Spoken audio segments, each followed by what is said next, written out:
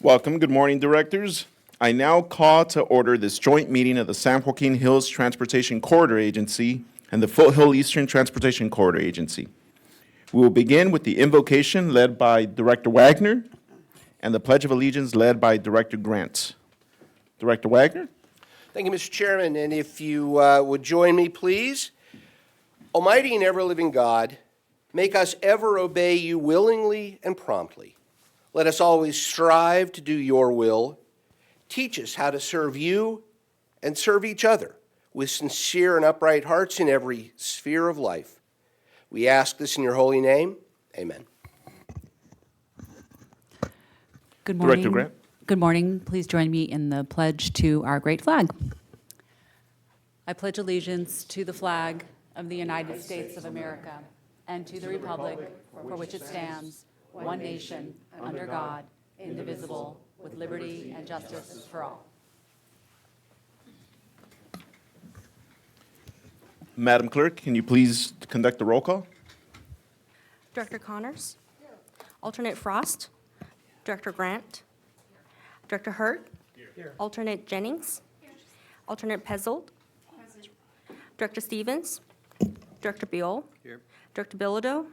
Director Chafee. Director Frost. Alternate Huang. Director Meeks. Director Schnell. Director Voights. Alternate Hart. Vice Chair Kelly. Vice Chair Panaloza. Present. Director Foley. Present. Alternate Treceder. Director Wagner. Director Zhao. We have quorum on both boards.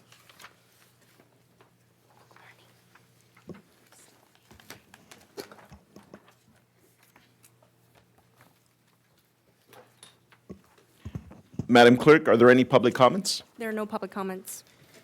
Thank you. I'd like to ask directors if you have any questions or comments regarding any of the items today, please select Request to Speak on your devices from the drop-down menu on the device in front of you.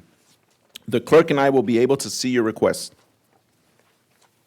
With that, we will now move on to our special calendar. First, our special calendar item number 1, election of chair and vice chair of the San Joaquin Hills Transportation Corridor Agency.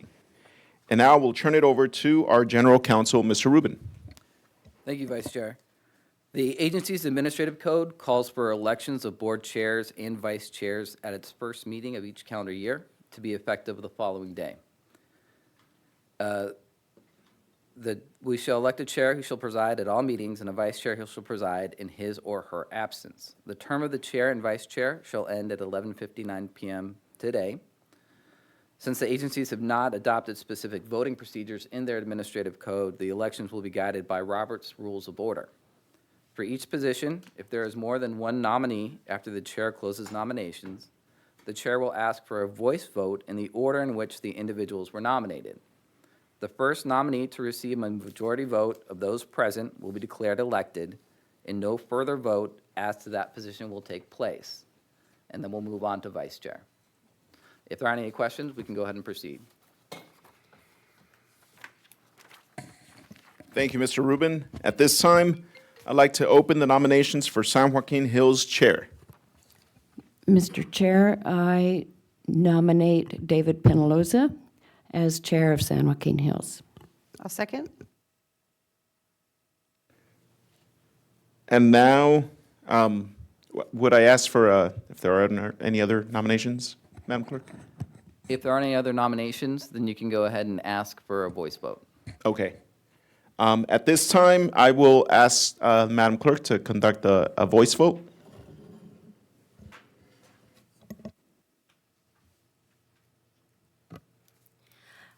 For San Joaquin Hills, Director Connors. Alternate Frost. Yes. Director Grant. Director Hurt. Alternate Jennings. Alternate Pezzold. Director Stevens. Alternate Hart. Yes. Vice Chair Kelly. Yes. Director Foley. Aye. Alternate Treceder. Director Wagner. Aye. Vice Chair Panaloza. We're good.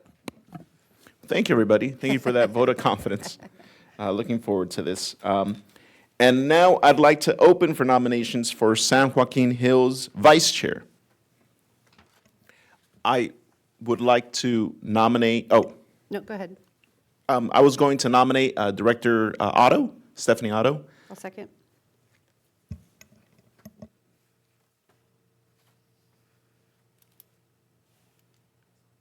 And if there aren't any further nominations, we can go ahead and take a voice vote. Director Connors? Alternate Frost?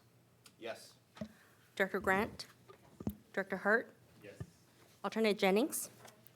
Alternate Pezzold? Director Stevens? Alternate Hart? Yes. Vice Chair Kelly? Vice Chair Panaloza? Yes. Director Foley? Aye. Alternate Treceder? Director Wagner? We have the majority.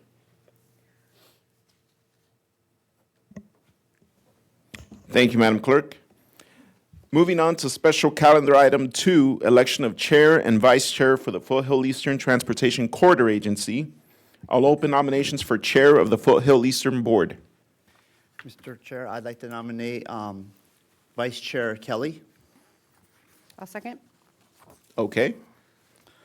If there are not any other nominations, Madam Clerk, would you please conduct the roll call vote? Director Beal? Aye.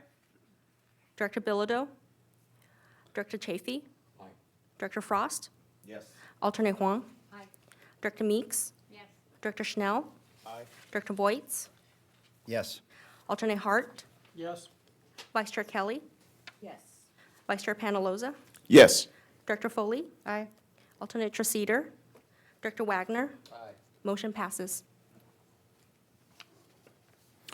Congratulations. And now I'll open the nominations for vice chair of the Foothill Eastern. Mr. Chair, I'd like to nominate Director Voigts. Sorry. Madam Clerk, if there are not any other nominations, please conduct the vote. Director Beal? Aye. Director Bilodeau? Director Chafee? Director Frost? Yes. Alternate Huang? Yes. Director Meeks? Yes. Director Schnell? Aye. Director Voigts? Yes. Alternate Hart? Yes. Vice Chair Kelly? Yes. Vice Chair Panaloza? Yes. Director Foley? Aye. Alternate Treceder? Director Wagner? Motion passes. Congratulations, Mr. Vice Chair. Thank you for the opportunity. Thank you, everybody. Now we will move on to our San Joaquin Hills consent calendar items 3 to 5, 7, and 8. Would any directors like to pull or discuss any items? Director Wagner? 8 for a quick question. Okay.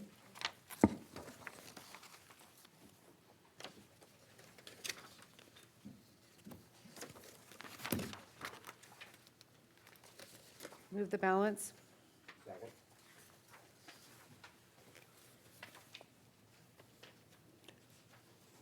Hi, Alex Leba, Director of Customer Service. Just as Ma- a point of order, there's a motion and second on the balance, so we can proceed with that, and then we'll move to 8. Okay. I have a motion from Director Foley and a second by Director Wagner for the balance. Madam Clerk? This can just be a voice vote generally, not individually. So it'll be all those in favor. Okay. All those in favor? Aye. All those opposed? Motion passes. Thank you for that, Mr. Rubin. Go ahead. Well, may I ask, just inquire rather than, I don't need a presentation, I know what the item is, I think we all know what the item is, I just have a question. It's talking about whether we should go out for an RFP to deal with collections, and I'm going to support the item, I just have a question about why we got into, or how we got into this situation. We're talking about 249 million, as I read it. I mean, that is a lot. And I know a bunch of it is interest and fines and all that, but nevertheless, that's a really big number. Let's go get it, but Why did it get so out of whack? Thank you for the question, Director Wagner. My name is Alex Leva, Director of Customer Service. These are accounts where we do make every attempt to try and pursue the balance, but there are areas where we make every effort and the customer is still unresponsive. So, as Mr. Leva, Director Wagner was saying, we make every effort to go after. These are the folks that have not responded to our multiple requests to try and establish contact and resolve these violations. My understanding is that there have been prior efforts to explore third-party collections, and those did not bear fruit. We thought we would reintroduce this approach and put it in front of you. And if you're supportive, we'll go and conduct that RFP. Well, I'm supportive of the approach, but I don't know that you've answered the question. We make every effort to collect. Well, apparently, we're not being very successful in what is every effort? Or what are we going to do differently so that you're not back here in 5 years with another $250 million problem? So what this item does is extend our current process, right? So for those violations that we are able to collect, we will collect them. For those that we are not successful in collecting them, we will assign those to a third party collections firm, and they will, on a contingency basis, continue to try to collect those accounts. Okay, but that still doesn't tell me what we're doing to try to collect. But okay, you don't want to answer that question. Different question. I understand from collection agencies, generally we have to give a percentage, usually a fairly large percentage, 50% or so, of Correct. what's collected off to them. In best case, they collect all $250 million in arrears. We owe them $125 million. My question then becomes, well, maybe to cut down that $250 million over the course of the next 5 years or 10 years or whatever it is, maybe we direct some of that 125 to stepped up enforcement so that we don't have the violators in the first place to run up these extraordinary bills. Any thought by administration to that being one of the extra efforts that we can make to collect or stop the violations in the first place? I think Mr. CEO Ryan is trying to comment. Yeah, thank Go you. ahead. Thank you, Vice Chair Penaloza. Director Wagner, to your original question, this item is an information item for the board today to clearly highlight an additional measure we're trying to take to collect on that outstanding violation debt. We do make every effort to collect on what is owed to the agency. Mr. Valdez can walk through the process. It is very extensive. Just like any type of owed debt, there are cases where a customer may no longer have access or use a vehicle that we have a DMV hold for. That usually gets customers or violators to the table to engage. And those are cases where we are repeatedly going after the customer to ask or look for new information like address, phone numbers to contact them. This is what Resolution Plus is all about. If we're unsuccessful in trying to find that customer or that customer is getting our phone calls but not calling us directly, we have limitations on what we can do to further collect. That's why we have before the board today an idea that we'd like to go and pursue third-party collections, which is one more layer in that process. To your second point, would we be better served to have more CHP enforcement? I think we should be looking at that as your staff. We will do that. Although in some cases, we have, 5 days grace period for people to pay their toll violations. So as a new customer or as somebody that is not an account holder, runs underneath our gantries, they may not have a transponder, but they have 5 days to go online and pay that. So CHP enforcement may not be the appropriate tool to help curb what's going on. We probably need to do a deeper dive into evaluating where that data set or where that set of customers are with that outstanding debt.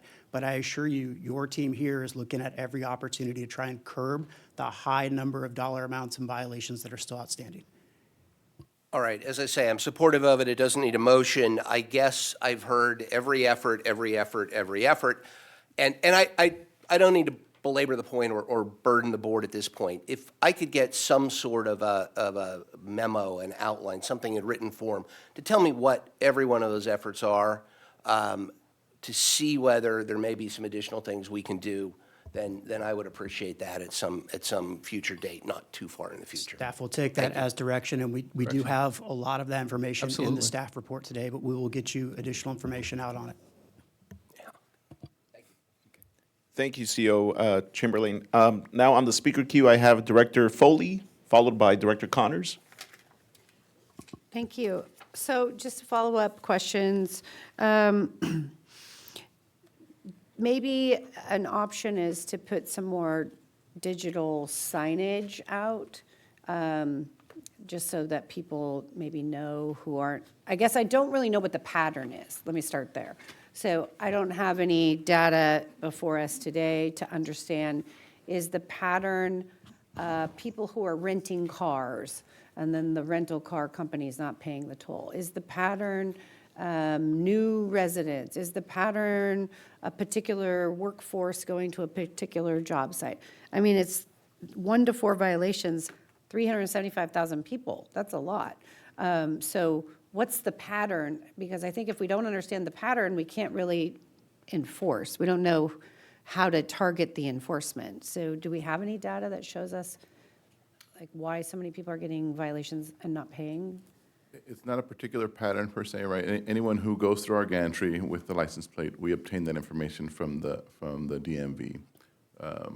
We do send them notices, and in those cases where they choose not to pay, we continue to send them notices. We do that additional outreach. We place a DMV hold on the registration, but these are individuals who still do not pay. So there's no particular pattern in that population. Are they residents of the state of California? In some cases, yes. In some cases, no. Okay, so do we have data that shows us of the 375,000 people, X number are out of state? So, I mean, I think that is important to us in terms of understanding the scope of the problem and then how do we target the solution? Because I don't really want to spend, I mean, we're losing 249 million right now, but if there's no way to actually collect most of this, then we need to know that. Like, I guess I agree with Director Wagner. We don't really have enough information to know. I know it's a receive and file, but still, in order to understand what are some good enforcement options, we need to understand the data better. Sure. What might be helpful, Director Foley, and it'll also speak to Director Wagner, is if we could bring up the presentation. I won't walk through the entire presentation unless. Well, I've read it's in the report. Yeah, but I'd like to bring up, if I could, the image of the multiple steps that we take when we try to collect that. That's not really addressing my question, though. My question is more Yes. about Okay, I'm what are gonna- the patterns of the kinds of drivers that are violating and not paying? They are, they fall into 2 broad categories. Account holders whose account gets suspended, right, because they don't have a valid form of payment on file, most typically. And then those folks that use our roads that do not have accounts. For those that do not have accounts, these are renters. A particularly tough population to collect from are those who use our roads from out of state. Yes, that's Right, what I- because we don't have, with those particular road users, the option to place registration holds, for example. So we don't have those sanctions. We can't do tax intercepts. So in particular, for out-of-state drivers who do use our roads and do not pay, a third-party collections firm is, one tool that we could potentially deploy to collect those outstanding amounts. Okay, so you do have the data, so maybe you could Yes. get us that data, because I do think it's important for us to know how much of this is out of state. And do you have data to show whether it's a rental car for We do, example? we do. Okay. And Yep. are we collecting from the rental car companies? Because I know we had talked about this years ago. For rental cars, they tend to, for the larger ones, the Avis and the fleets, yes, we are able to collect from those because they go through third-party firms that guarantee payment for those rental vehicles. Okay. It's the smaller mom-and-pop type rental firms from out of state that sometimes are harder to collect from. Okay, and then finally, just, I mean, I do think maybe just some more signage, that's those portable digital signs along the route, maybe more.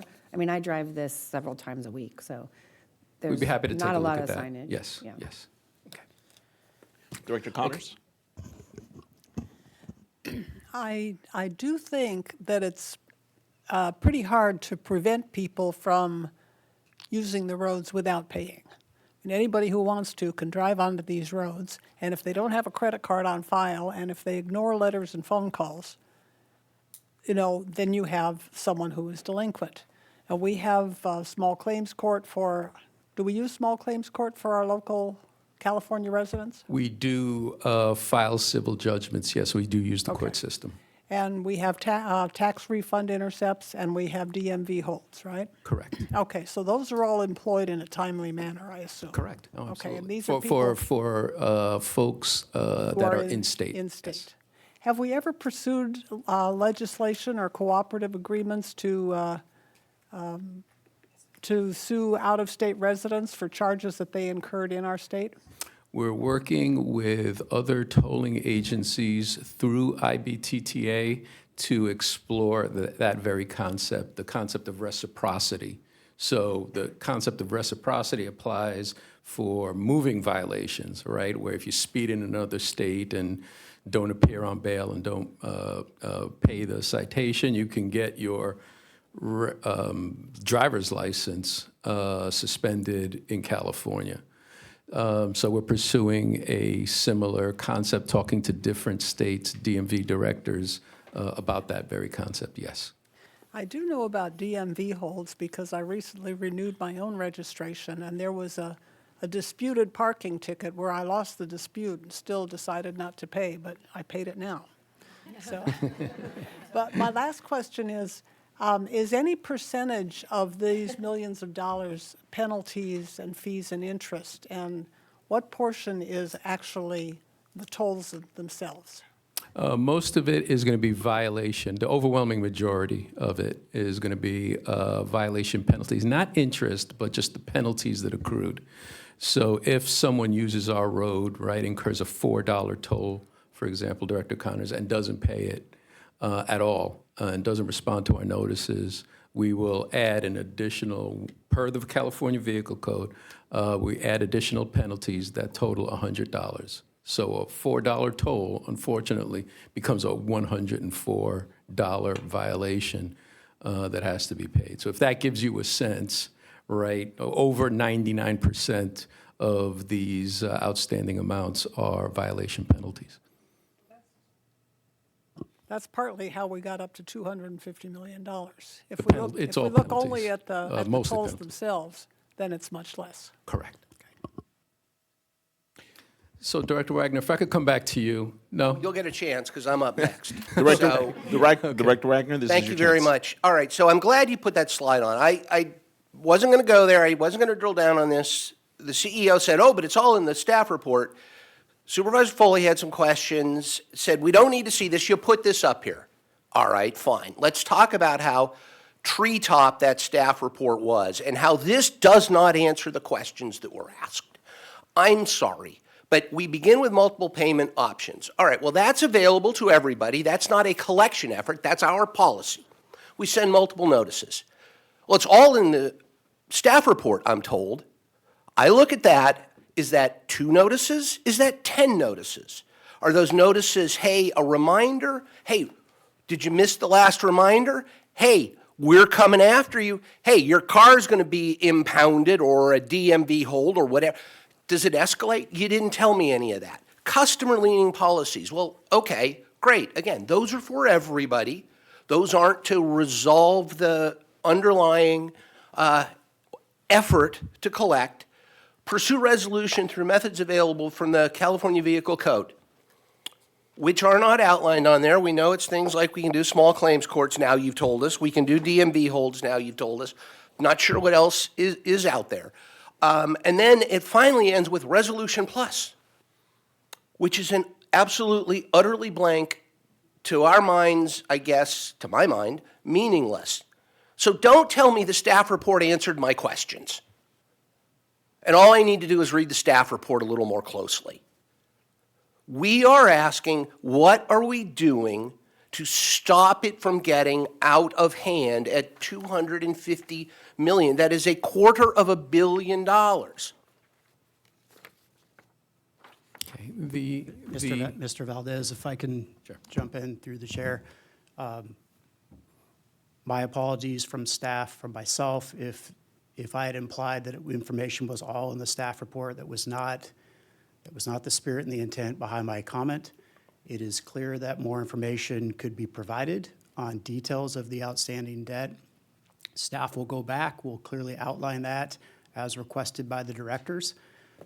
The spirit behind my comment was to walk everybody through what we are doing to try and curb the outstanding violation notices. But that wasn't my intent to imply that all the information was there that would have answered the questions. And for that, I am sorry if that was the messaging that was received. Staff will do a better job in the memo to the board, to the boards, on what we're doing to collect on this outstanding debt and each process and each step that we're walking through. Next up on the speaker queue, I have, and please correct me if I say this incorrectly, Director Pezzold. Okay. Thank you. I am just curious, what are the laws associated with the third-party collections?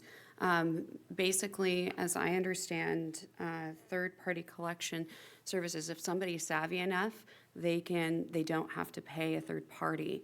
If somebody has an attorney or the ability to abandon, so that might be one variable that needs to be looked at, especially if you're trying to collect the tolls, that third parties may not be as effective if somebody has an appropriate representation. And also, is there a process where individuals can negotiate the fees lower to avoid going into collections? Perhaps the fees are so high that it makes it challenging or worth hiring attorneys to sort of negotiate the fees. To the first part of your question, thank you, Director Pezzold. The first part is that the California Vehicle Code explicitly authorizes tolling agencies to use third-party collection firms to collect outstanding debt. So there's the legality. Beyond that, I'll defer to our general counsel regarding any other legalities, but it is authorized to use third-party collection firms. Correct, but there can be a negotiation form where the third parties can reduce the amounts to negotiate once it's in their hands, because there is a cost share with the third party. Correct. I mean, even before it gets to that third-party stage, it's identified on the screen under customer leaning policies. We offer significant penalty mitigation, right? So that 104 will reduce those penalties when the violators come to the table saying, hey, I want to resolve. We'll very often extend mitigation in those situations. So we'll work with the third parties to make sure that the violators have that opportunity. Okay, I have one more question, and this may not be related. Is there a way that perhaps there could be some sort of law drafted where a valid credit card is associated with car registrations, so that in the event of the tolls, the toll road could essentially reach out to the DMV and have a valid credit card and charge? Is there anything that we can think outside the box to provide some prevention so that the amounts don't reach over 200 million? That's an interesting concept regarding the law, leaving a credit card on file with your vehicle registration. I don't know how far that would get in the legislature, but to answer your question more generally, yes, we have, and we'll put this information, we'll detail it in our board memo. We have offered many different ways to pay. We offer, one-time resolution, first-time forgiveness for somebody who claims they accidentally violated. We have very customer-leaning policies that try to resolve these citations short of a full payment of in our example, $104. Thank you. Next up, I have Director Voits. Yeah, Vinny, thank you. Sorry to put you up here, but do we have the numbers? Obviously, 250 million is an exorbitant amount, but do you have the numbers of the success we've had with third-party collections and what we've brought in? Because we've actually substantially come lower. And then my second question would be, do our local rental car companies, Hertz, Enterprise, do they actually have stickers on their rental cars that way actually go straight to the rental car service? To answer the first part of your question, I'd have to get back to you with specific data regarding collections, regarding collections. Okay. To the second part of your question, yes, rental vehicles very often have either a transponder or a license plate that's registered with us. So we're able to ultimately send the bill and get collections from renters. So the majority of these violations are from either out of state and mostly private individuals? They're a mix. They're individuals, both in-state and out-of-state. Sometimes they're small companies. They're fleets. They're very often scofflaws that just don't respond to our notices, right? We do send a first notice, then a second notice, and then a warning that for in-state folks that there's at risk of being placed, their vehicles at risk. DMV holds. DMV hold. How long does it take? How many requests do we have to put out to the owner of that vehicle or to the company of that vehicle before they put a DMV hold on that? Is there a time limit on that? Generally between 6 months and a year. 6 months and a year. During the first 6 months, we'll send up to 3 notices. And then at a point after that, between 6 months and 1 year, we'll place the hold. So the amount of money that we have out on violations right now, how many years back does that go? That's between 1 and 4 years. Between 1 and 4 years? Mm-hmm. You don't know if it's from 1 or 4? Between one Okay, so 1 year old it's and 1 year 4 old year to 4 years old. 4 Okay. years old. Thank you. Nothing further. Director Wang. I think, I was wondering if any of the California privacy law has interfered with our ability to collect or be better at enforcement. That is a great question. The answer to that is yes. It does negatively impact our ability to collect. Are some of the privacy laws, our agency had to go through a lengthy litigation process over some of that, tolling collection. I'm just wondering if, some of that might have negatively impact It does. our ability to do so. And what can we do to continue to work with our partners in Sacramento to maybe lessen that burden and help with our collection as well? I think a little bit helps along the way. Sure. I mean, thank you for that question, because I'm very passionate about it, actually. And this also speaks a bit to Director Wagner's earlier question, but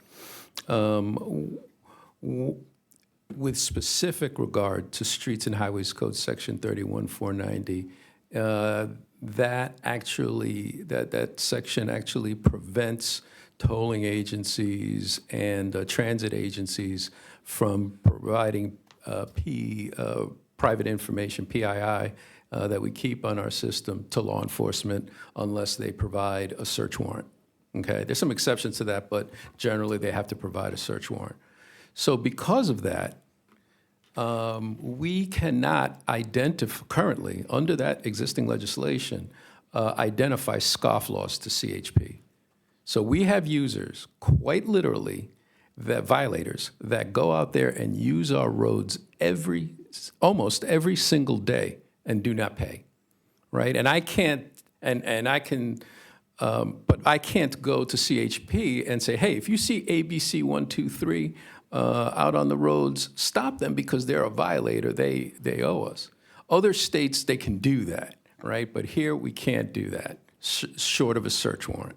So we are actively speaking with other California toll agencies about a strategy for changing that legislation, maybe to carve out cases of scofflaws or, do something so that our hands aren't tied like that.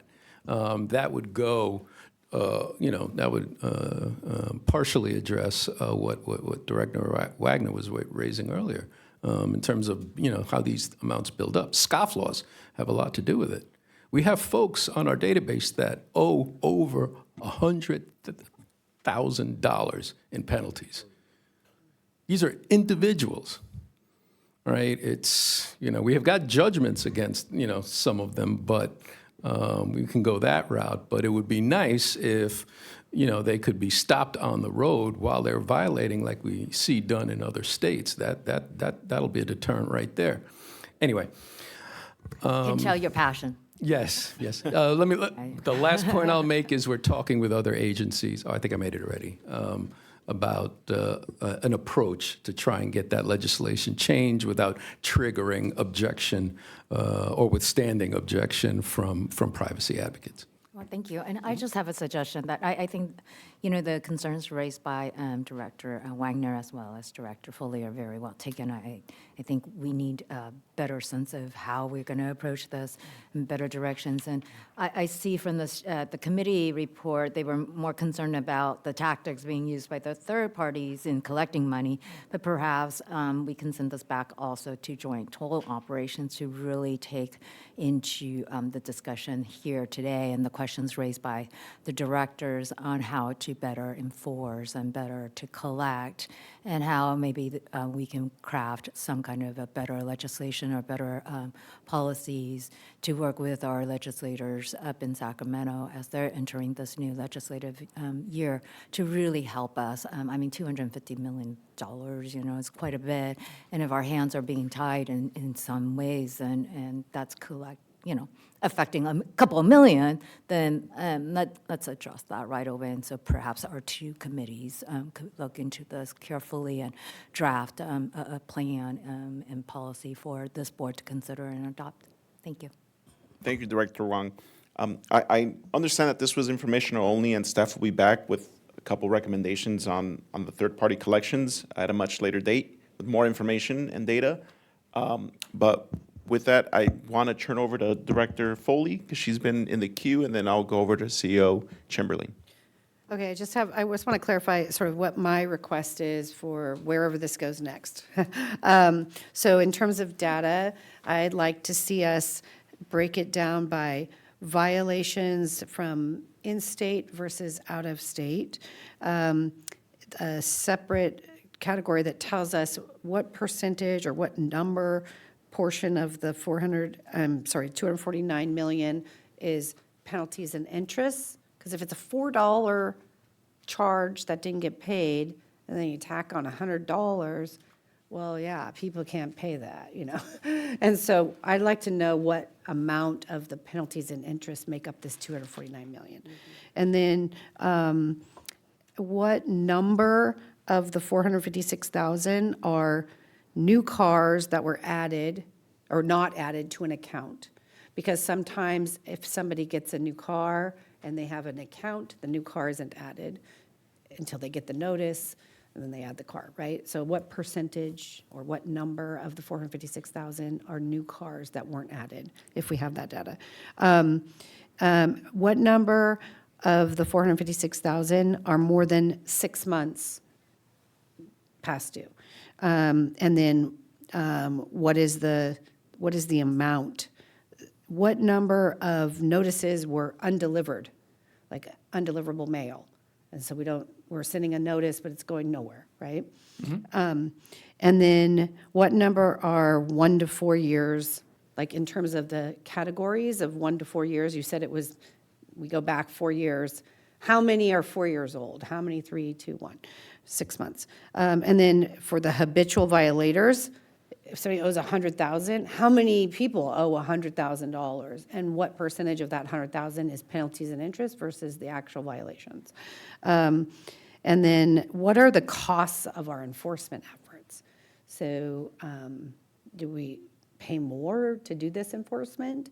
And what's the, in terms of the share of the loss of the 249, how much of that is enforcement costs to us?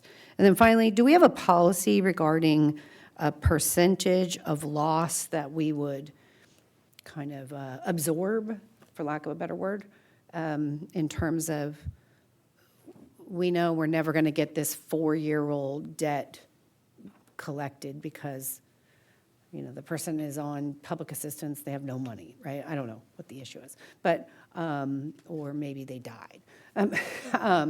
Like writing off is what Yeah, you're saying. yeah. Do we have we a policy for writing? Yeah, do we have a policy at the? Okay. Okay, Okay. those are my requests. CO Chamberlain? Not to be answered now. Yeah, okay. I don't have all that information on top of my head now. We will respond to the questions asked today. The intent behind this was to outline our process for collections and to carry a conversation about third-party collections. We were intending to come back through committee with a RFP recommendation for third-party collections and back to the board. My suggestion is staff will go back and reevaluate our process, work through the committee structure to provide more information and detail on this data set, all those 8+ items that are requested to be back. And when we do come back to the board with an RFP recommendation to clearly have this data outlined, the questions answered, more robust information for decision-making purposes. I wanted to conclude by saying a lot of the ideas and comments received today require your staff and TCA to work with other California national toll operators, and we are doing that. So I don't want to be any misinformation out there that we aren't engaging with the California Toll Operators Committee to think about other opportunities, like the suggestion about working with DMV in different ways. In staff's recommendation, it's preferred that we have a coalition behind these type of requests. That will most likely require legislative changes in order to get there. But we are having those conversations both within California and nationally with IBTTA. We will have coming to the board next month our legislative platform where we will outline some of these further engagements that we would like to pursue from a legislative standpoint, both on the state and the federal side. There is some strategy, obviously, behind what's the most important request that these agencies have. Right now, we have talked about national interoperability. That's the bill that we're trying to chase going forward for this next year. And we see a strategy of adding more in the same year for legislative purposes that might derail us moving forward with national interoperability, but certainly might be something if a broader coalition wants to help carry something where we can be more broad thinking about what avenues we have to collect on outstanding debt, we will certainly pursue that. Hopefully that answers some of the questions and certainly not all of them, but staff will be back to committee and the board on this item with much more information and detail. Thank you, Mr. Chamberlain. I have Director Grant on the speaker queue. Given that we've gone through many revolutions on this, I'll defer until the next report. Okay, and Director Snell?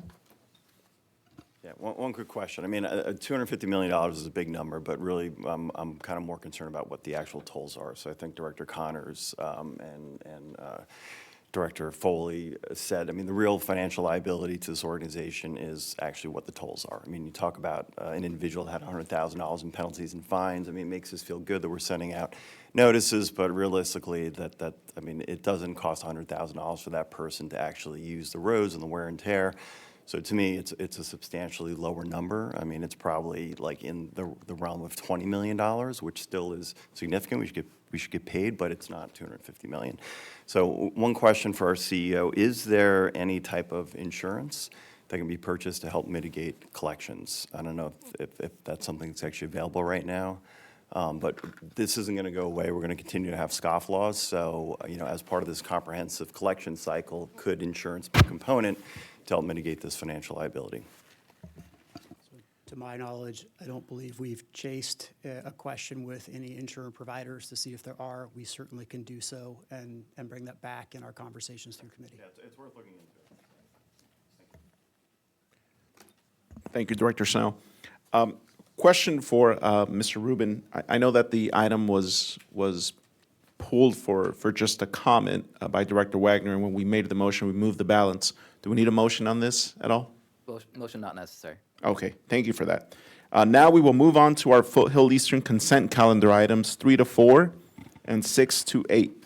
Would any directors like to pull or discuss any items? Mr. Chair,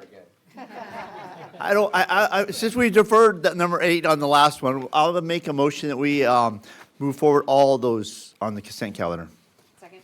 Okay, I have a motion by Director Voigt and a second by Director Foley, but I do have a comment, request to speak by Director Wong. Yes, I'm abstaining on the vote for the minutes. I wasn't present in December. Okay, you. duly noted. Madam Clerk, please conduct a roll. Not a roll, a vote. We can just do a Oh, verbal vote. okay. All those in favor? Aye. All those opposed? Okay, passed unanimously with an abstention from Director Wong on the minutes.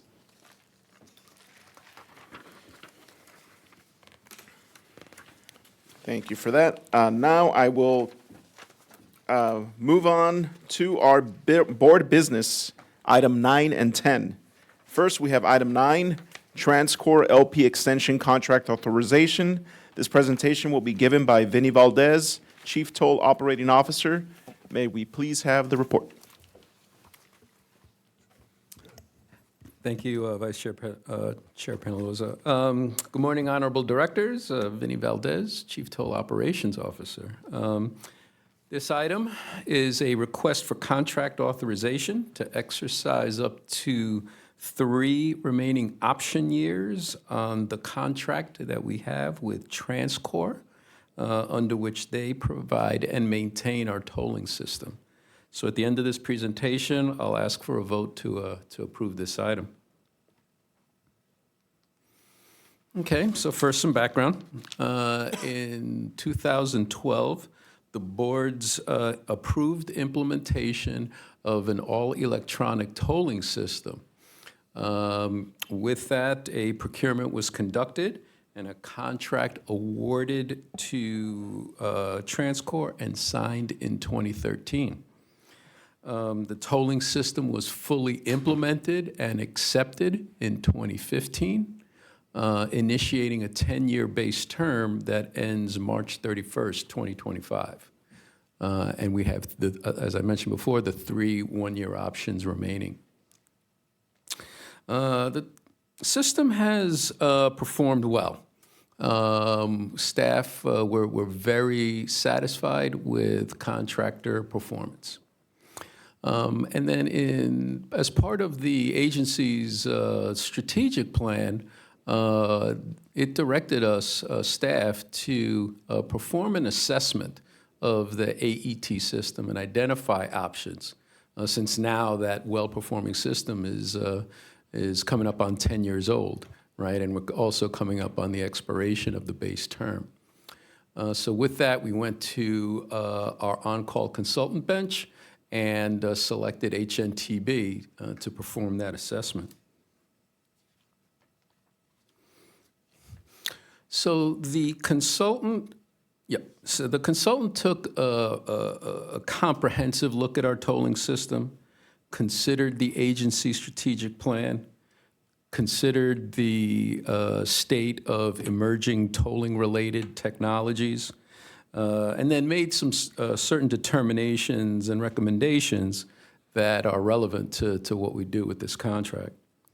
So among the key results, the assessment determined, it confirmed pretty much what we already knew, that the tolling system is performing very well.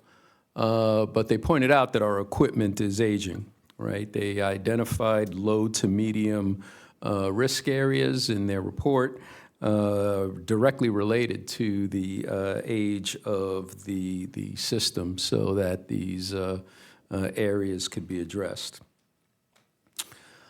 They also determined that the emerging technologies are not yet mature. And what I mean by that is that the assessment identified some of the newer technologies that are available in the, that have become available in the industry for tolling, such as GPS-based tolling, camera-based machine vision, connected vehicles, some of which we express an interest in exploring in our strategic plan. But the assessment determined that these technologies are not yet mature and definitely not offering the performance that we see on our current systems. So given these factors, the consultant recommendation was to address the age-related risk areas now, and then hold off on the procurement of a new system. Okay? The recommendation said that because there is no compelling technology-related reason to move off of a system that is performing well, we should exercise the option years and, in fact, negotiate additional option extension periods. So, you know, as staff, we didn't know about that last part, right? And adding or negotiating additional option years. But we do agree with that part of their recommendation that our system is performing well and that we should exercise the option years that we do have already in our contract. The thinking being that during those option years, we can conduct a procurement for a new system. So with those recommendations, we did include $1.8 million in hardware and software upgrades into our current year, fiscal year 25 budget, all right, so we can address those risk areas. And then another factor in our thinking regarding this contract is that when we implemented the new back office system last October, that in 2023, it included a customized interface to the, to our tolling system, representing an investment that it makes sense to allow time to recover. Okay. And then some additional considerations that we staff have been thinking about are the 24191 Express Lane Connector Project planning. We've got planning effort, as everybody knows, in progress, planning and preparation work there. And that planning and design work involves our toll system provider. And so to make a change at this time in that toll system provider would be disruptive to that effort. And then lastly, the time needed to conduct a procurement is going to be, of this magnitude, is going to be, and potentially implement the new system, is going to take us about 1 to 2 years. Okay, so taking all of those factors into consideration, right, together, the thought is to request authorization now for the Chief Executive Officer to sequentially exercise up to all 3 one-year extension options, right, one at a time, as needed in an amount not to exceed the $11,697,549.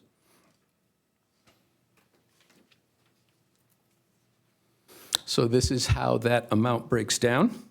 We have the 3 option years, each of which reflects a 3% increase in cost over the prior year.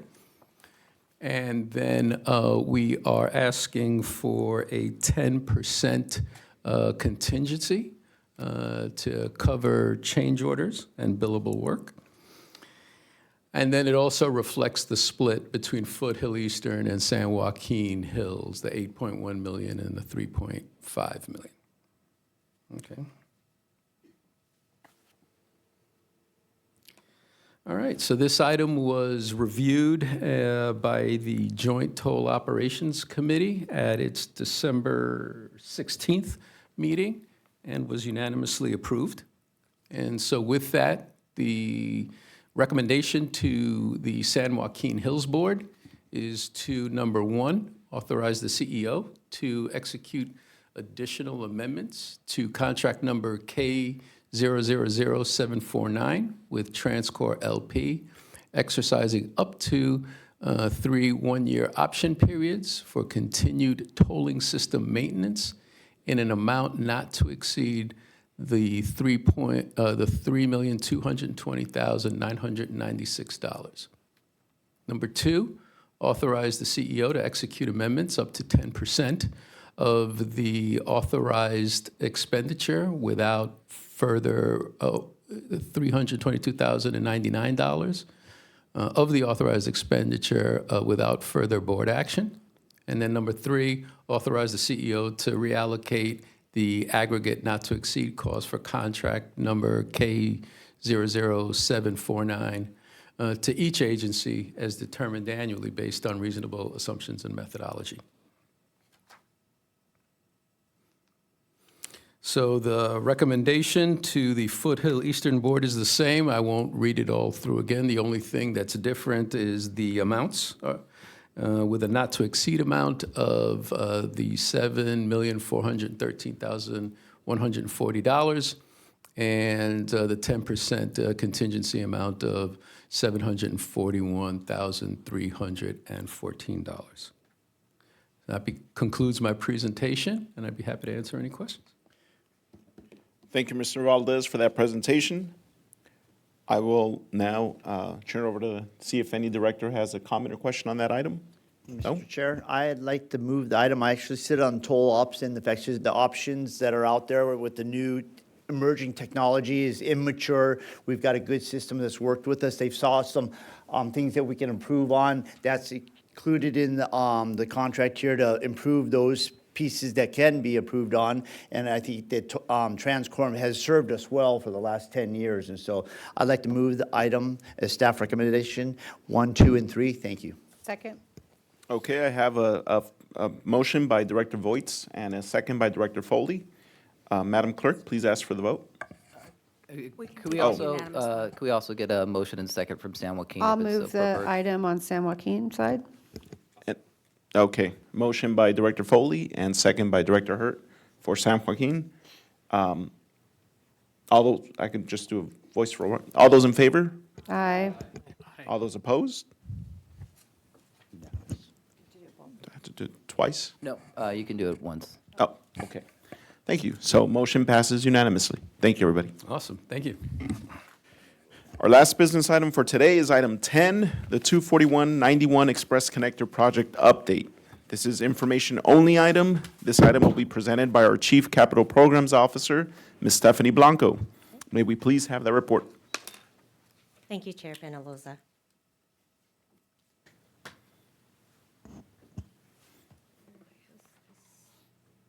Good morning, Stephanie Blanco, Chief Capital Programs Officer.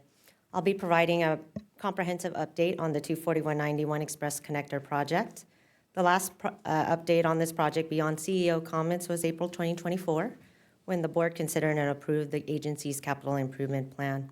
A subset of you on this board are part of the 241 agreement and policies ad hoc, and this presentation is a culmination of those presentations, and we will show the progress we've made towards delivery of the project to get the agreements executed in this project into construction. Today's item is information only and will not require board action. After the presentation, myself, CEO Chamberlain, and executive team members will be available for questions. So I just wanted to start off with the items that we'll cover today in this presentation. And a lot of it is the effort and the partnering that we've been making with our agency partners, Riverside County Transportation Commission, Orange County Transportation Authority, and Caltrans. And so I'll be talking a little bit about that. I want to take us back to why we need the project. I know many of you know this, but it'd be good just to kind of refresh our memories about why we need the project and what the project is doing.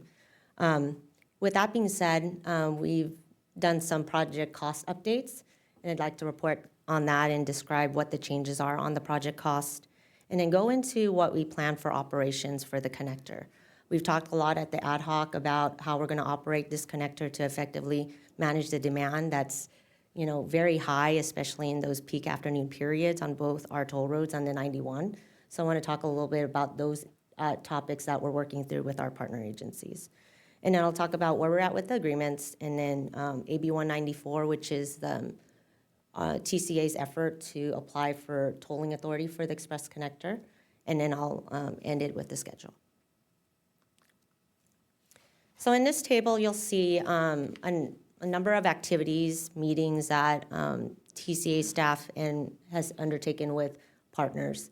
Within the last year, we've been working at it, and I'm looking at the top line here, management working group meetings. This is a lot of where the heavy lifting is going on with looking at analysis, modeling of the Express Connector onto the 91.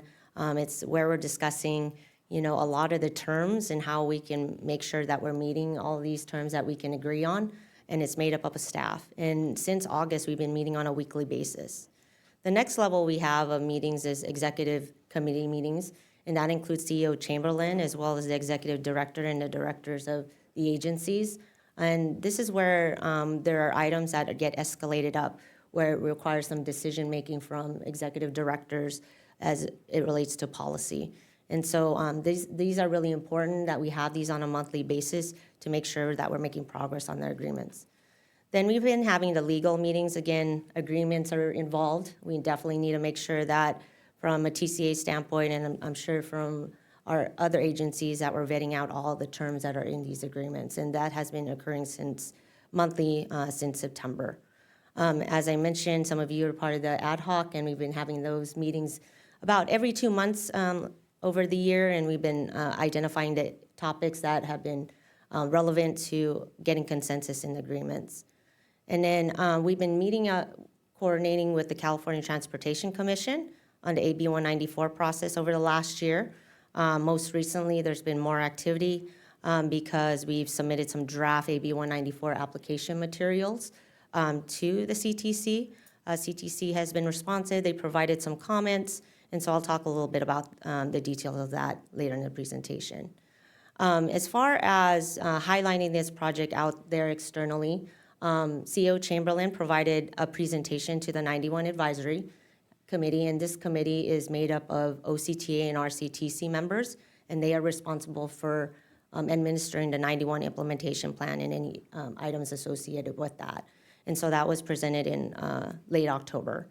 In mid-November, OCTA staff provided an update on this project to their Finance and Administration Committee and identified what steps would need to be taken in order for OCTA to execute the master and operating agreements. And we're here today for me to provide an update. Later in January, OCTA staff will again present what was presented at their Finance and Administration Committee to their full OCTA board. And these last couple items are just relevant items that are necessary for us to deliver this project. Again, with AB 194, the transparency component of it, we're required to have a public hearing near the location of where the project is located. And so we plan on that occurring in February and March. And then as far as executing the agreements, we wanted to provide some flexibility on when we actually execute these agreements. I know we've talked a lot about the first quarter of this year to execute the agreements. We are getting through some very critical items with our partners as it relates to terms on operations and other items. And so we wanted to be able to have that flexibility between March and May to be able to execute those agreements. And we'll be reviewing the schedule later this month and provide any updates as necessary. And then lastly, the CTC meeting in May and June, and that's to consider the Express Connector project for supplemental tolling authority. So that would occur during that CTC meeting. And so as you can see from all these activities, there's a lot of effort that's being completed by your staff and by partner agencies to keep this project going. I wanted to touch on some of the progress and discussions that we've been making as far as the project and in far as the categories of transparency, management policy, and operations. Transparency, I mean, this is one of our important kind of considerations as it relates to the project is transparency. I mentioned it in terms of AB 194 and supplemental tolling authority. I'm mentioning it in terms of all the analysis we've completed to date has been submitted to our partner agencies, and even all of our public-facing documents have been reviewed by partners. I think that in turn, our partners have any presentations that they've provided, they've submitted to TCA staff for review, and we've provided input as well. So that transparency goes both ways. On the management policy side, we've reaffirmed all our term sheet requirements, the term sheet that was approved by these boards in 2019. And then we've confirmed that the master and operating agreements timing should occur at the same time for execution. And then again, proceeding with the AB 194 supplemental tolling authority. As far as operations, we're having a lot of discussions here. We've made progress. We're not concluding everything in terms of getting to consensus on operations, but we did agree that the Express Connector would be operated by the TCA with input from RCTC and OCTA. RCTC, OCTA would have final approval of the pricing algorithm and the inputs as identified in a term sheet. We've also made some major decision in terms of operations for managing demand with the progressive demand management approach. I'll be talking more about that later in the presentation. We've agreed on performance metrics. We've agreed on the monitoring and governance concept. We need to figure out all the details of that, and I'll talk about that later. And then lastly, we did agree about the HOV 3+ discount in off-peak periods. So I want to take us back a little bit and to talk about existing conditions on the 241 and 91. And I'm sure many of you are aware. You'll see on the right here is just a visual simulation of what the connector would look like once it's implemented. Great. What I'd like you to focus on is the picture on your left here, and this is in the peak afternoon period on the 241 north going towards the 91 east. And so you see the queue of cars that are waiting, and they probably waited, maybe 30 to 45 minutes, maybe more. And you'll also see these white delineators, and those delineators were installed in 2022 by TCA. And that was to reduce the amount of queue jumpers.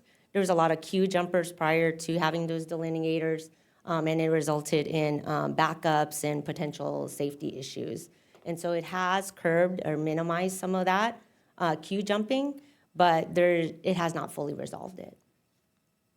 And so I want to have a different perspective here, so I'm going to play this video, and this was presented at the 91 advisory. Let me see. And this was video drone footage that was taken in May of 2024. It's looking at the 241 north, and you see that queue going up to Windy Ridge. That's about 3 miles, probably 30 to 45-minute wait. You see some queue jumpers. Here you can see that it's connecting with the 91. It's very much congested during that time. During this afternoon peak period, you see folks getting on from Gibson Canyon, and there's a little bit of a backup there. Another view looking west, you see on the right on Santa Ana Canyon, folks that are trying to bypass some of that traffic on the 91. And again, you see on the left there in the 91 express lanes that it's free flow conditions. And so, there is some capacity there. And so what I want to point out here is if you see my little finger that's here, it's circling in this far top area. This is the county line area. And a lot of the cars, a lot of the vehicles, customers that are utilizing the 241 North GP connector onto the 91, they're trying to cross over 5 lanes of traffic to get into the 91 express lanes into Riverside County and go to points east. Or it's these folks that are in orange the Orange County side of the 91 express lanes, and they want to exit, and they want to get onto the State Route 71 or into Corona or other parts east. And so there's a lot of weaving and merging that's occurring here that's contributing to a bottleneck, and that contributes to all this congestion that we see in this afternoon peak period. And so something has to be done. And so that takes me to our project, and so our Express Connector. And just, I am sure you're aware, it's a median-to-median direct toll connector. It has a number, it'll be a new toll facility. There's a number of features included. There'll be 3 new bridges. We'll be widening a number of bridges that are currently on the 241 and then on the 91 as well. And then we'll be adding new pavement for about 5 miles on the 241 and 2 miles on the 91. So it's a large-scale project. And you can see here a cross-section of what the signage would look like as drivers are approaching, making a decision to get onto the Express Connector or General Purpose Connector and truck lane. Just wanted to talk a little about the benefits, and I think we've shared this before. We're looking at improved regional mobility, not only for our toll system and the 241 toll road, but also for the 91. This provides this direct, seamless connection between our toll road and 91 express lanes. And it also provides a choice for not only toll road customers, but for 91 customers. You know, in these very peak periods, people want options, right? So, you know, do you pay today to try to bypass some of this traffic, or are you able to just, you know, use the general purpose lanes that day? As I've mentioned, you know, there is that queue that's building on the 241 today, and we anticipate in 2028 that queue can extend 6 miles or more. And then with the Express Connector, it can get reduced to more than half, and then have associated time savings to almost up to an hour. As I mentioned in the video, there's weaving and merging in that county line area. With the Express Connector, we expect there would be a reduction in weaving and vehicle conflicts in that county line area, adding to better throughput on the 91. And then that translates into travel time savings on the 91. But again, that really depends on the direction, the day and time. And what I mean by that is that, you know, we've done a lot of modeling, a lot of analysis on this, and worked, you know, with partners on this, and we've confirmed that there is definite time savings in the morning peak period. That's the 5 to 9 a.m. time period. And we see that on average, you know, westbound direction and general purpose and express lanes, on average about 20 minutes. On the eastbound direction, between the 55 and the 15, that travel time savings can vary. And so based on all the modeling that we've completed, you know, a lot of the travel time savings is associated with clearing up some of that merging and weaving bottleneck that we see at the county line. And so a lot of that travel time savings, it could be in the single digits, it could be, you know, up to 20 minutes or more, is all in Orange County. As you're moving more traffic over the county line, travel time savings in Riverside County could be negligible, or there's no travel time savings at all. But it really depends. But for a person that is commuting, especially for those that are coming in from the Inland Empire to business centers in Orange County and vice versa, there would be a travel time savings for that round trip. Associated with that better throughput, there would be environmental benefits, reductions in carbon emissions, and associated air quality improvements. And then, as I mentioned, there's that HOV 3+ occupancy discount during the off-peak periods. We would expect to see improved average vehicle occupancy throughout our toll system.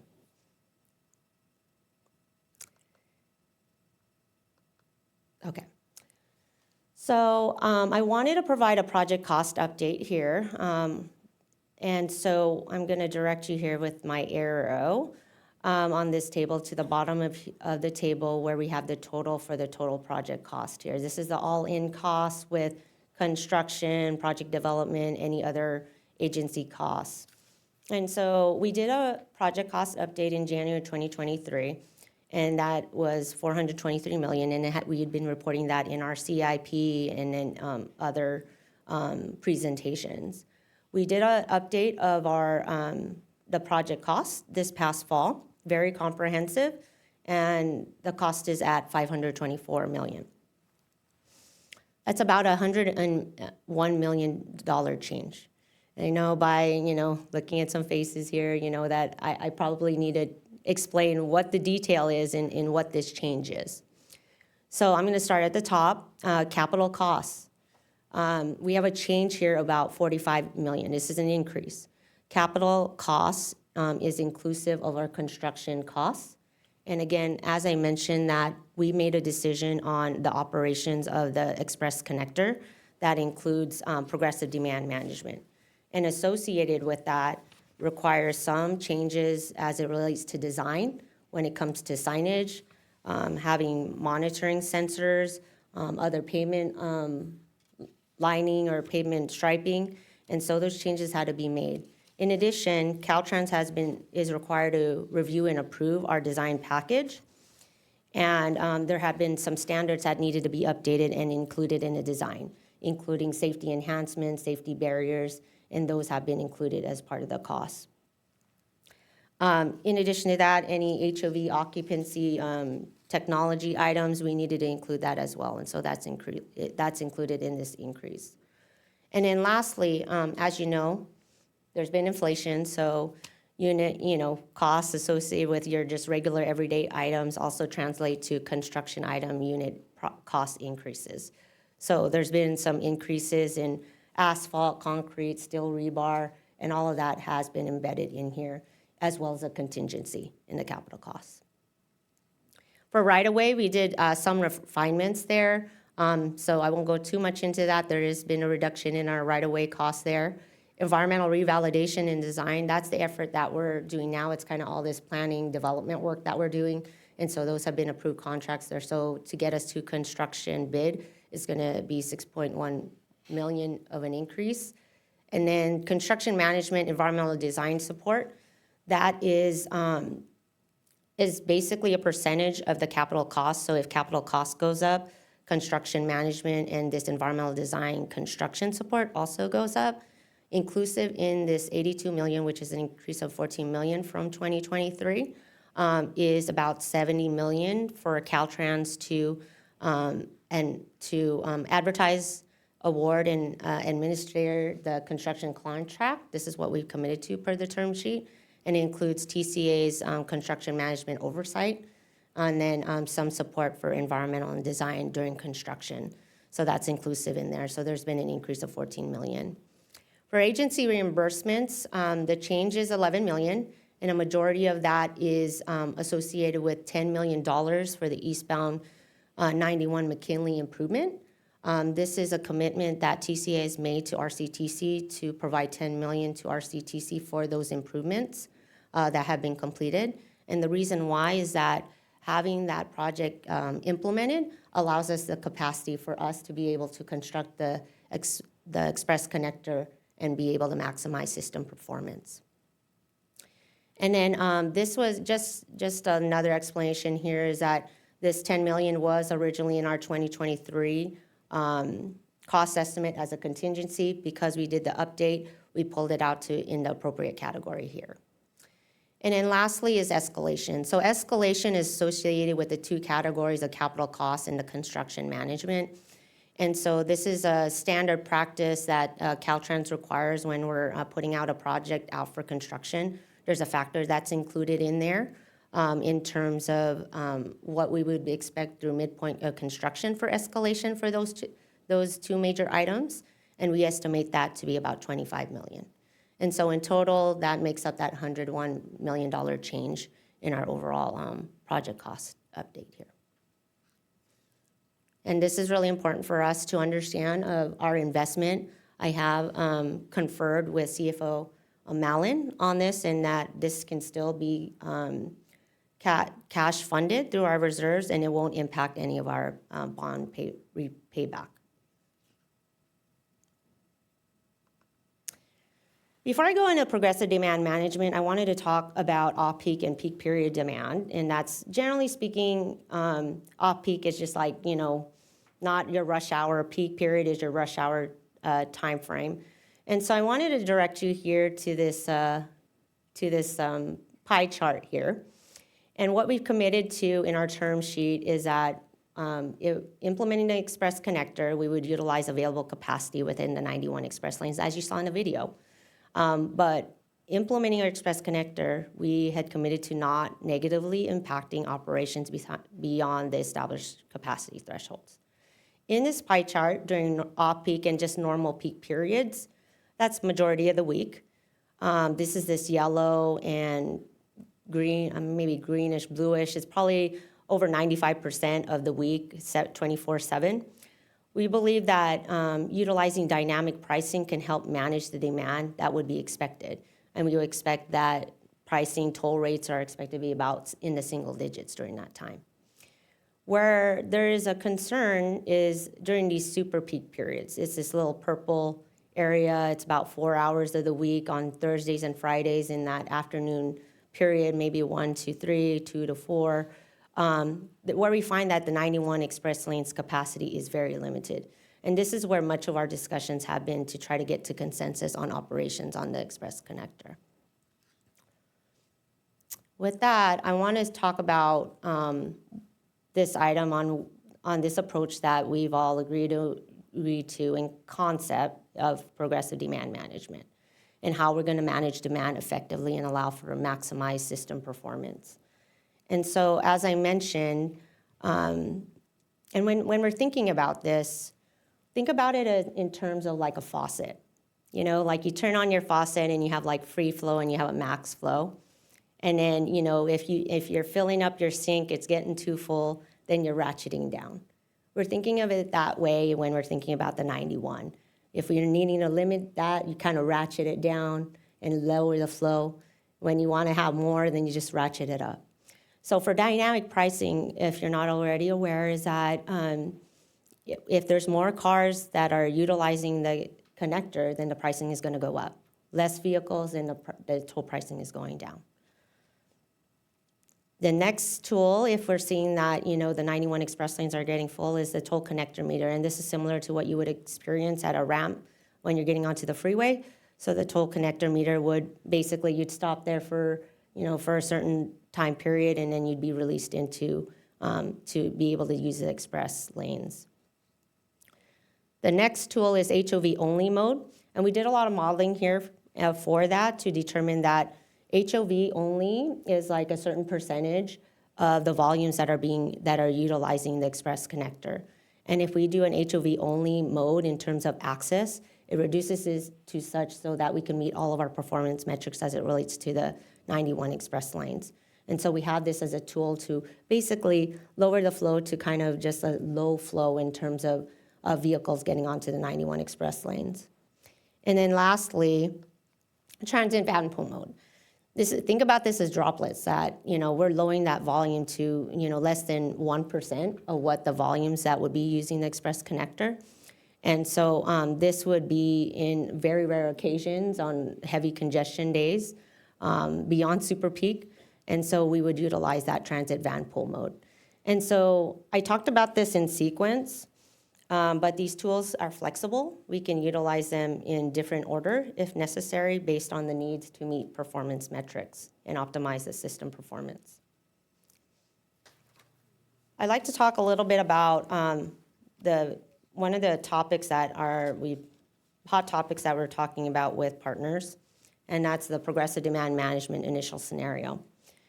And what our goal is here is to ensure that we're maximizing the system performance. We're using that available capacity, but that we can dynamically have this progressive demand management just change. It could be dynamic pricing, then a meter, and then HOV. But that doesn't, for customers having that type of, unknown of when there's a certain mode may scare off some customers or may, confuse them. And so what we've established is that, on those super peak periods, those 4 hours, we're planning on having an HOV only scheduled mode during that time. So we can set expectations, provide appropriate education to customers so that they understand, okay, Thursdays and Fridays in this afternoon period, I need to have like at least 2 people in my vehicle to be able to use the express connector. And so that would allow us to be able to educate customers to be able to utilize the Express Connector and maximize the performance of the system. Again, this is something that we are discussing with our partners. We have not gotten to full agreement on if it should be an HOV2 only or an HOV3. Once we get to further discussions on that, we will be presenting that to the ad hoc and the board. And I think as I was walking through the progressive demand management, maybe that is a very novel concept, and it is. It has not been applied in any area that I'm aware of in terms of this approach. And we do have 3 toll operators operating in that will be operating in the same area. And so what's really important for us is to have this governance structure. And this governance structure is to ensure that we're reviewing the Express Connector operations appropriately on a regular basis, and that we can make proper decisions for change management should we need to do that to meet performance metrics. And so that's really important, and this is something that we are also discussing with partners and the details of it as it relates to, our commitment per the term sheet that RCTC and OCTA have final approval on the pricing algorithm and inputs, and how we relate that with change management on policies, like toll policies that this board would approve.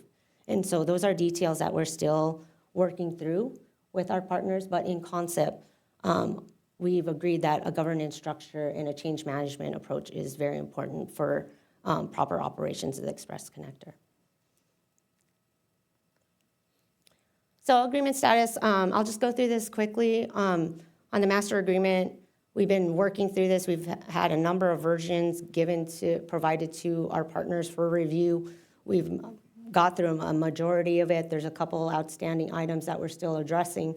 It's also been reviewed by legal at least 2 or 3 times, and we'll actually have a legal meeting today to discuss it. Then we'll, for the operating agreement, as I mentioned, there's that initial scenario, some items with progressive demand management and governance that we need to work through before we are able to bring that to the legal for review.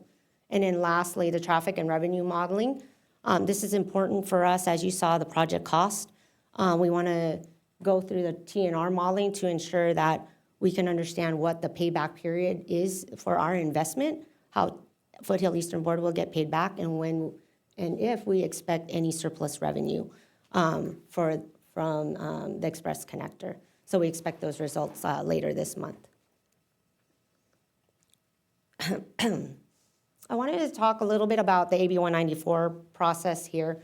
As I mentioned, the reason why we went through the AB 194 process for the Express Connector is not only is that it's in our term sheet, it allows us better transparency through a public hearing and through the CTC meeting, and then it also provides another opportunity for us to contribute meaningfully to regional mobility through surplus revenue, to be able to fund potential programs and projects that are within the 241 or toll road system in the 91 corridor.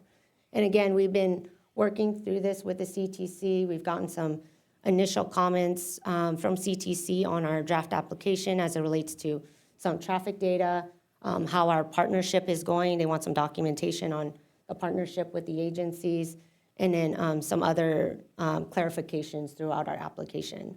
And so once we are able to provide a formal application to the CTC, then we can go out to have our public hearing in the area of where the project's located, likely Yorba Linda or Anaheim area. And then once we complete the public hearing, and once we get the master and operating agreements executed, then we can bring the item to the CTC for consideration for supplemental tolling authority. And then lastly, the milestone schedule. So we're still working through, the terms on our master and operating agreements. Again, 4 parties included on master agreement, 3 parties on operating agreement. It does take time. So we're still working through that. We did submit our AB 194 application to the CTC this first quarter. We do plan to have our public hearing as long as we're able to address all the CTC comments and get our formal application in. And then we're looking to execute the master and operating agreements. And again, there's an asterisk there. As we've been communicating, the schedule that we've been communicating for maybe through the last year, we've indicated it's aggressive. And TCA has been taking on that risk. We've been taking a lot of efforts to expedite the schedule, get submittals in, have the important discussions to make decisions on getting consensus on terms. So we are now going to be re-looking at the schedule later this month. And if there are any changes required to the schedule, then we'll report that out to the ad hoc and the board. And then once we get to the agreements, we can get started on getting the project ready for a construction bid. We'll get out for the bid, go to construction, and have a 3-year construction period. And so hopefully we can have this project open to customers by 2028. That concludes my presentations, and I'm open to taking any questions. Thank you for the presentation, Ms. Blanco. I know that we have a couple speakers. Director Grant? Thank you. That was a great presentation, and I just wanted to comment that it's remarkable what this can do for the mobility in that area. And, seeing the video and really understanding what's happening there is kind of what we're actually tasked with, is making sure that we have increased mobility in our community. And when you add into that, the environmental benefits and all of that, it's a huge feat and a huge lift for you. And it's a long-term big project, so, greatly appreciate the staff work on this. Obviously, it looks like a 25% increase in the cost is ominous. I think any of us that are sitting here, cities or counties, are experiencing the same thing in our own communities with, infrastructure improvements. It's good to see the offset with, improved capacity for the project as opposed to just inflation, if you want to call it that. So I appreciate you presenting that information and just look forward to, learning more about how this proceeds. Thank you. Thank you, Director. Thank you, Director Grant. Chair Kelly? Yes, thank you. I just want to recognize the hard work that has gone into this. I commend you, Officer Blanco, and CEO Chamberlain, and the team. This has been a project, a concept, and then a project for years. And it's come to grinding stops a few times over the years, and didn't look like it was ever going to happen. But the work that you all have done is remarkable, and I just want to commend you for that. Also, thank you for the presentation. It was very good. I love the visuals, the video, and the water faucet. I mean, very, very good reminders for us about how it works, the need, and so on. So that's it. I just want to thank you. Thanks, Vice Chair. Director Connors? Thank you. It was a very detailed presentation. This is a more basic question, aside from all the processes of making this change. I know that we do traffic analyses where we figure out how long it takes someone to get from the San Diego County line up to Highway 60 or whatever, using the toll roads versus how long it takes them going on Interstate 5.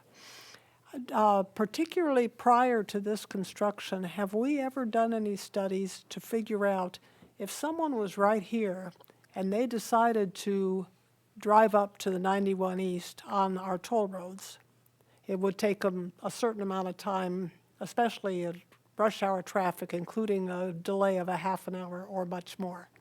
And if instead they went north and went up the 55 and caught the 91 there, how long it would take them? Because it seems like if you have right now a backup of 30 to 60 minutes, you'd really save time by avoiding the toll roads. Have we done any of those studies, or could we, or should we?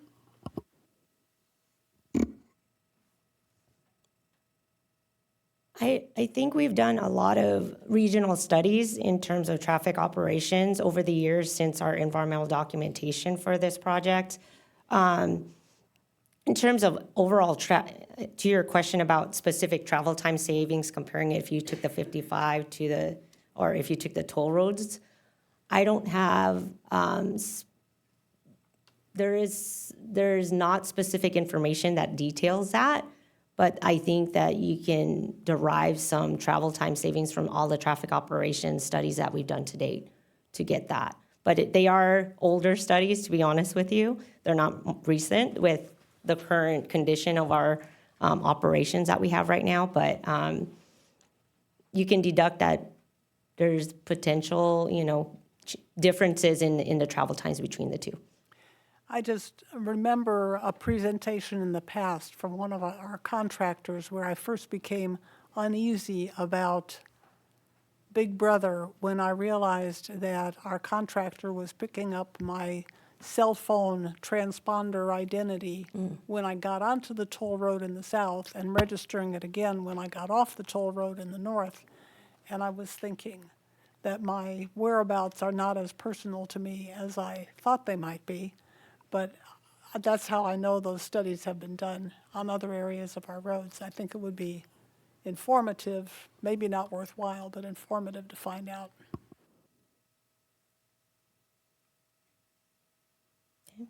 Thank you.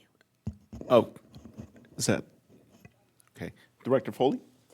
Thank you. Thank you for the presentation. I just wanted to add that I've been working with Senator Schiff on a procurement process by which counties and cities can piggyback onto federal contracts that relate to materials and supplies to get a lower price point. So this might be one of those kinds of contracts, and maybe our legislative team can work with us, and maybe we've been talking about it as it relates to affordable housing, but certainly transportation projects are right there.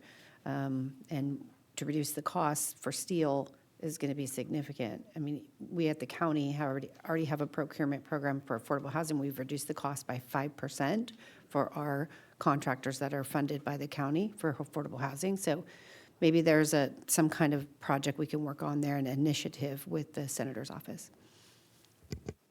Thank you, Director Foley. Now I have Director Meeks. Thank you, and thank you for the presentation. This project is way overdue. It's been talked about since I was the Anaheim Public Works Director almost 10 years ago, and it should have been built a long time ago. I want everyone to just know that all the agencies, like us, should be looking at general mobility out there.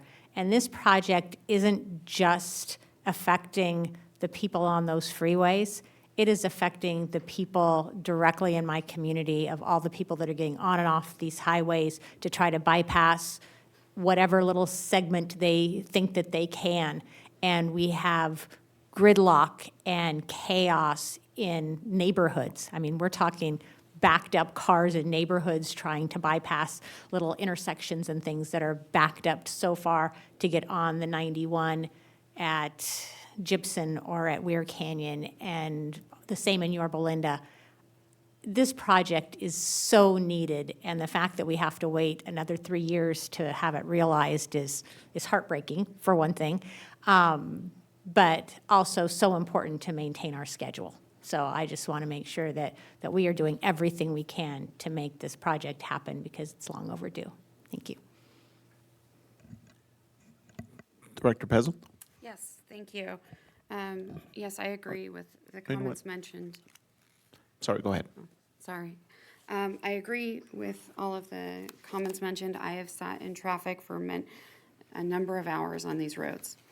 I'm wondering if there are any partnerships explored with MAPS, perhaps to look into AI for anticipated cars on the roads, and to sync up with maps. So for example, if somebody knows that they're going to travel on one of these roads, maybe there's a suggestion on when they should travel, or perhaps an anticipated number of cars that would be on the road. So are there any partnerships established with maps or some form of AI in order to anticipate traffic and to create less gridlock? And another question is, while I see this project being very effective, I also am concerned about after it's open that there will be gridlock further out on the roads, because some of the problems or the gridlock is further on to the freeway when they merge, when they merge further on.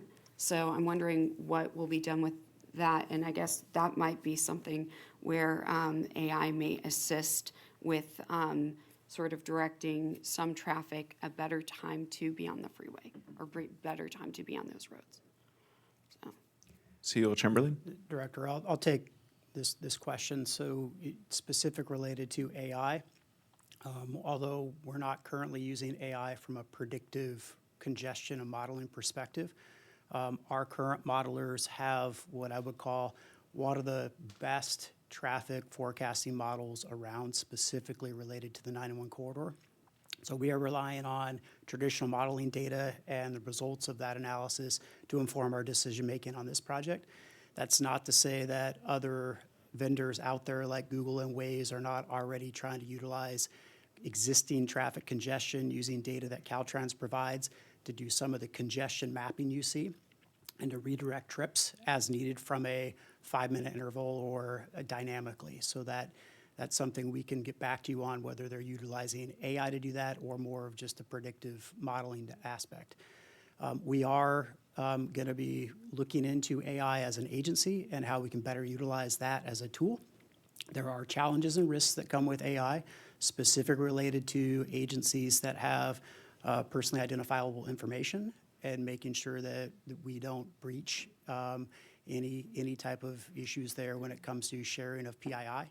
And so having a closed or an open system is something that we need to analyze further, and where we can assume some risk there, or whether it's too much risk to involve with AI to go there. So that's in the future.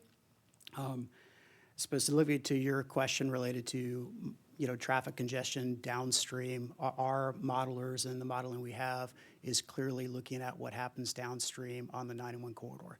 And so much of what you're hearing today from Ms. Blanco on the progressive demand management approach, ratcheting down when demand is at when demand is highest, it's because we have constraints on the east end of the 91 corridor near the 15 in McKinley. We have a performance metric there to have volume stay at or below 3,000 vehicles per hour. And so when the modeling predicts that we're going to be higher than that, that's when we would progressively start to ratchet down the volumes on the connector itself. So we are looking at downstream when we're making decisions, but we're also making sure we're talking to partners about trying to squeeze the most out of the system we have when it's needed most, and that is during the peaks and the super peaks. I will add real quickly that this system will work really, really well 95+% of the time without having to go to different modes and restrictions on who can use the connector.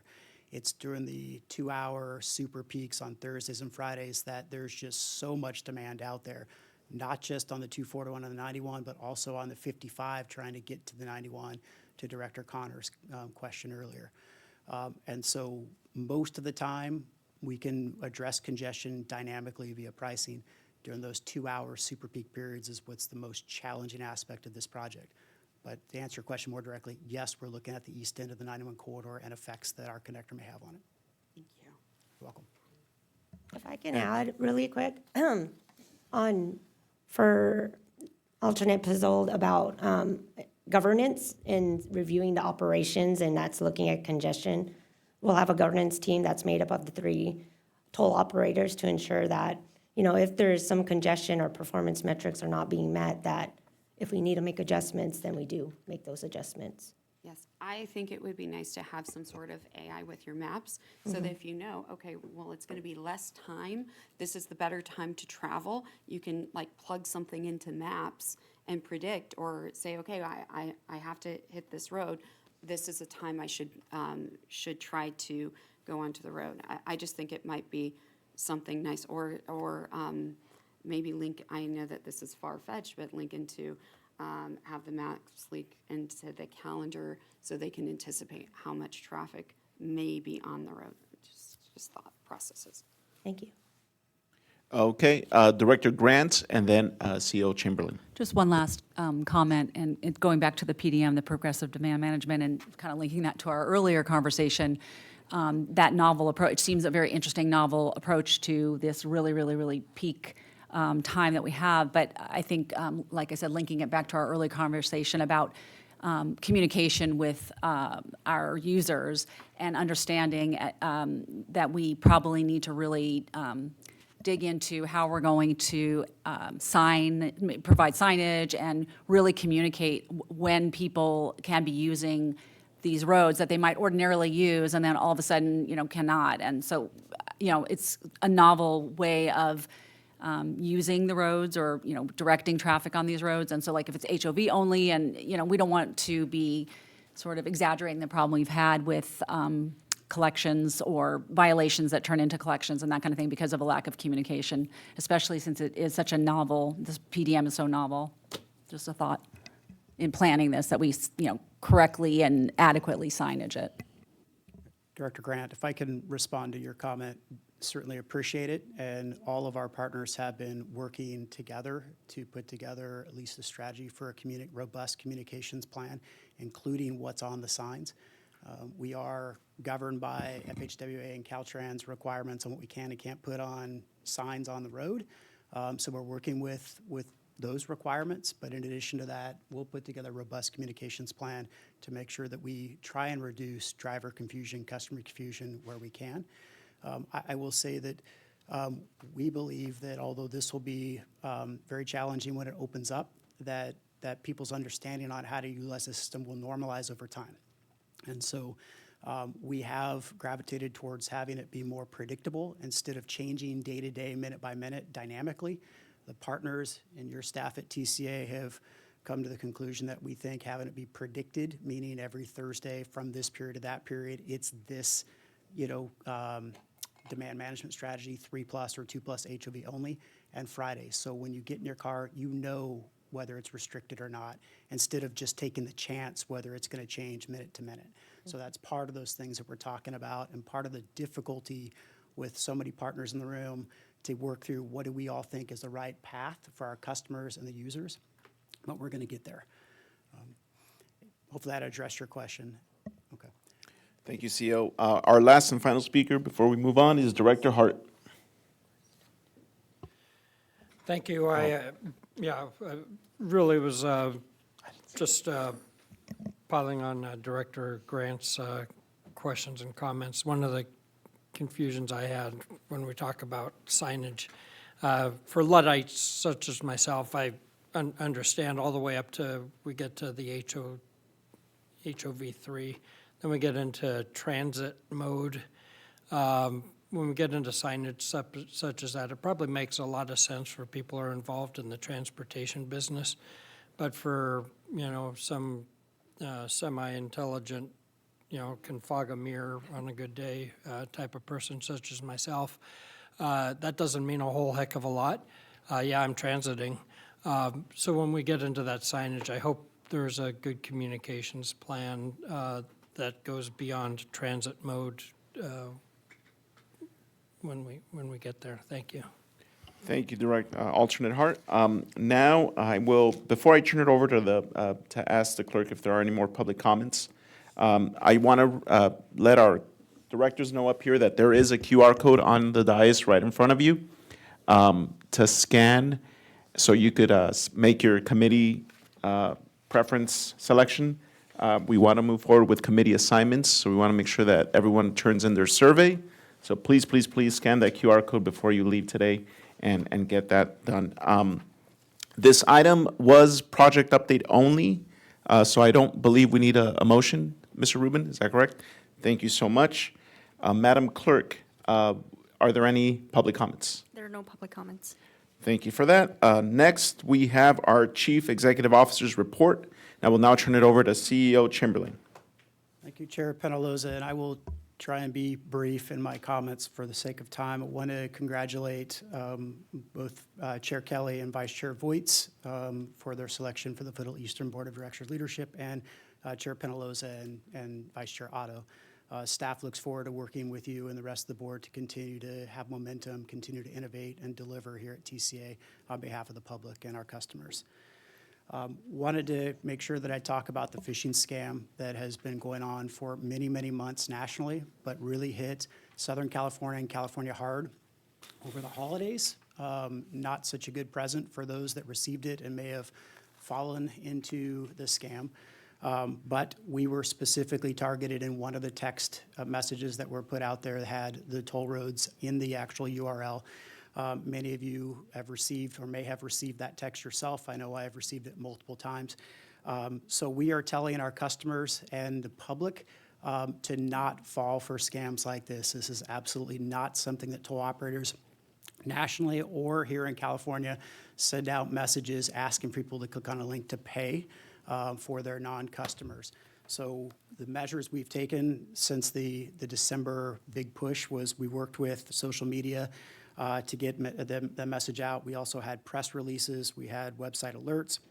Our customer service center, we had updates and somebody in our lobby that was there to address customers when the lines got long to ask them if they were there to talk about the text message.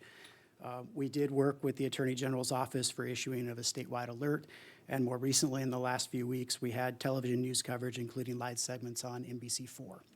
So we are not the only toll operator here in California that's getting the word out to their customers and the public. Almost everybody in the CTALK organization is messaging similar in the ways any way they can. So with any hope, we're going to be trending in the right direction, and this phishing scam will start to the number of texts that are going out there, we hope, will be less in the future, and that our customers and the public will be more well-educated that it is a scam and not to fall for it. Moving on to more positive news, you are all familiar with our Habitat Conservation Fund, and we had a call for project. That call for projects for the Habitat Conservation Funds ended in December. We did receive 18 applications, and the total value of all applications was over $29 million. 13 of the applications were directed towards restoration projects. 5 were directed towards acquisitions of property.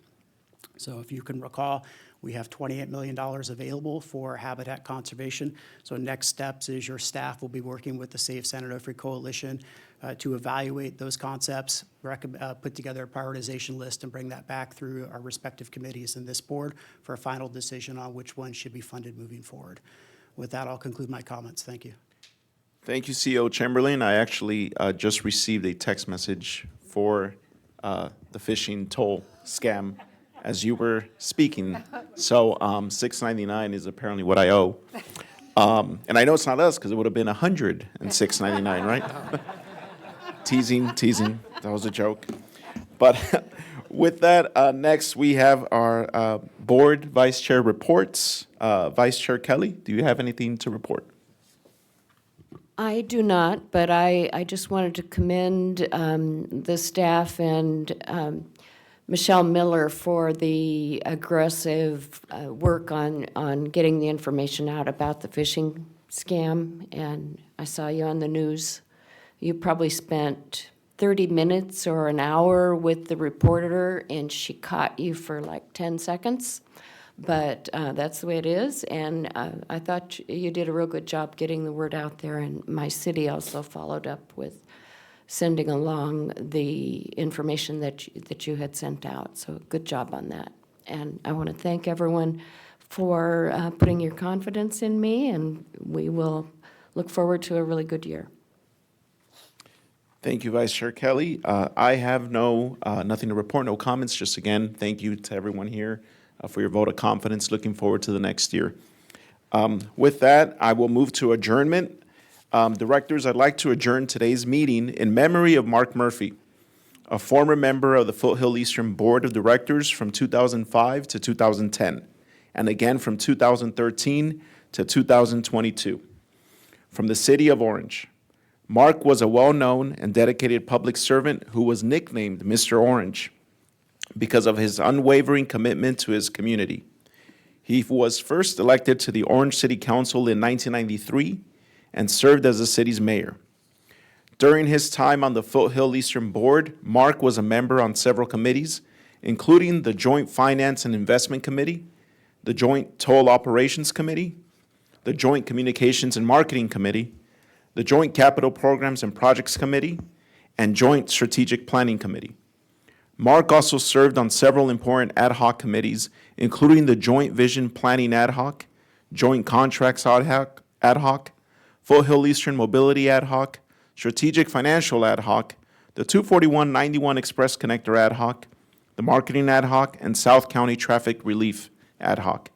A lifelong resident of Orange, Mark is survived by his wife, Vicky, and mother, Lois.